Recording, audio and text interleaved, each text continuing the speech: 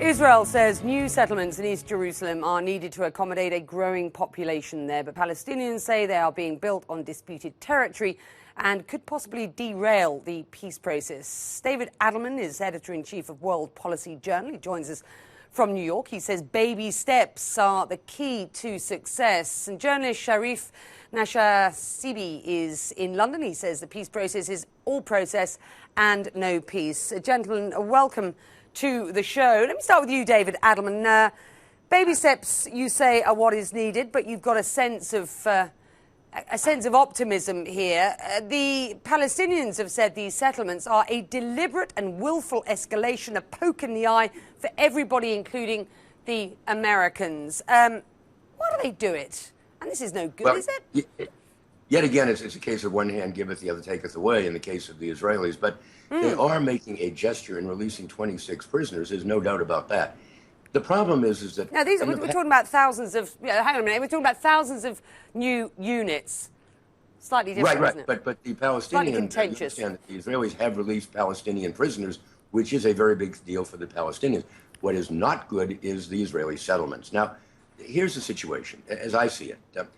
In the past, the problem has always been they've gone for a grand process. They've gone for the big hit, the two states, two independent countries emerging from these peace talks. When I talk about baby steps, they need to approach this on a gradual, step-by-step basis. And that's the only way they're going to get any sort of a condominium, reach any sort of a peace process. They need a process to begin, and it can't be one big gulp.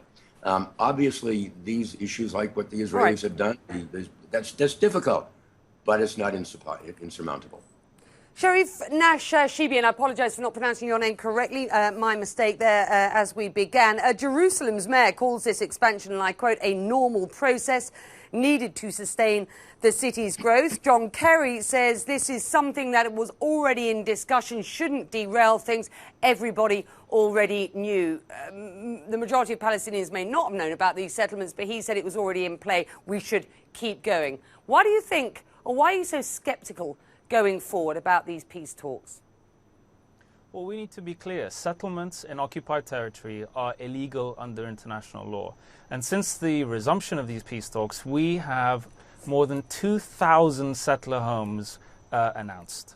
Now, this is not an act of good faith by Israel. This basically tells Palestinians that Israel is not willing to negotiate. They want the peace process to be doomed. And once the Palestinians pull out, they will then blame the Palestinians for pulling out. Palestinians cannot negotiate while their territory is continuously colonized. And this is the problem with baby steps, because this means the process goes on indefinitely, and all the while Israel establishes facts on the ground which, as time goes by, become irreversible, settlements being one of them. So it's all over, David, effectively. That's what... No. It's certainly not all over. I mean, look, John Kerry has gotten a commitment from both sides to negotiate in good faith for 9 months. 9 months is a very long time in the peace process. In the past, we've had, well, in Annapolis... But meanwhile, these settlements get built, sir. I think that was Sharif's point. Meantime, these settlements continue to grow and encroach on land that Sharif is pointing out is land that the international community doesn't recognise as being settlement-specific. I think we need to see how this process goes forward. In other words, if, as John Kerry suggested, these settlements were in process for quite a long time before an agreement to resume these talks, let's just see what happens in the future. Are there future settlements actually in place? Are they implanted there? I'm not going to give the Israelis necessarily the benefit of the doubt, but I think both sides have, within the limits of their capabilities, come to the table here in reasonably good faith, at least as good faith as they've ever been able to show to each other in the past. So I think we need to let this process work forward, and baby steps are needed because, as I say, we've been trying for almost 2/3 of a century to get some kind of a grand compromise. Sure. That hasn't worked. Right. Kerry says the goal has to be peace for both sides. He also said in his press conference last week that compromises are needed on both sides. Sharif, what do you think the Palestinian man and woman on the street is prepared to compromise on? Because you've got a set of politicians trying to, negotiate on behalf of both sides here. Hamas not involved in these negotiations, supported by more than 50% of Palestinians. So when you go, Where are the compromises by these politicians that would be acceptable to the Palestinian people? Well, to Palestinians, and I fully understand this, they feel that they have compromised enough, and they have. The peace process has been going on since the early 1990s, and all this time, Israel has continued settlement activity. It has continued to build the wall throughout the occupied territories. It has continued to violate the rights of Palestinians. And all this has been happening under the supposed good faith of Israel during the peace process. So Palestinians don't have any faith in this process because it doesn't safeguard their rights. And the longer they negotiate, the longer Israel establishes these facts. With all due respect, with all due respect, what compromises have Palestinians made during this whole period? Everybody's always talking about, and believe me, I'm no apologist for Israel, as most of my Israeli friends will know. But what kind of compromises, what good faith compromises have the Palestinians actually implemented during that entire time? What provocations have they done? Are they building settlements in Israel? Are they encroaching on Israeli land? What? Are they violating and occupying Israelis? That's just not happening. This is happening on the Israeli side. What do you expect from the Palestinians? You haven't answered the question. What compromises? I absolutely did answer the question.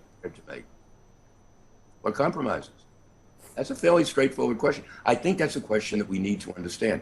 The Palestinians need to make a degree of compromises. Now, the Palestinian, when we say the Palestinian street, that is a vast panoply of differences. You have young people who are prepared to go into the street at a moment's notice with Molotov cocktails and rocks. On the other hand, you have a lot of Palestinians, the establishment Palestinians, the people who are the shopkeepers and so on.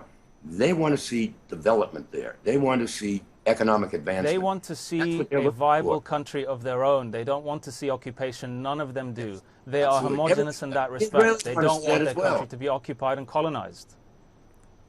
Last point, David, please. No, it's simply a question of you have to look at the perspective of both sides. And in both sides, there is a vast spectrum of belief. Israelis are not uniformly believe. There are many Israeli peaceniks, if you will. I mean, they really believe in a peace process. There are others who believe, the conservatives who believe, we have to take over as much territory as we possibly can.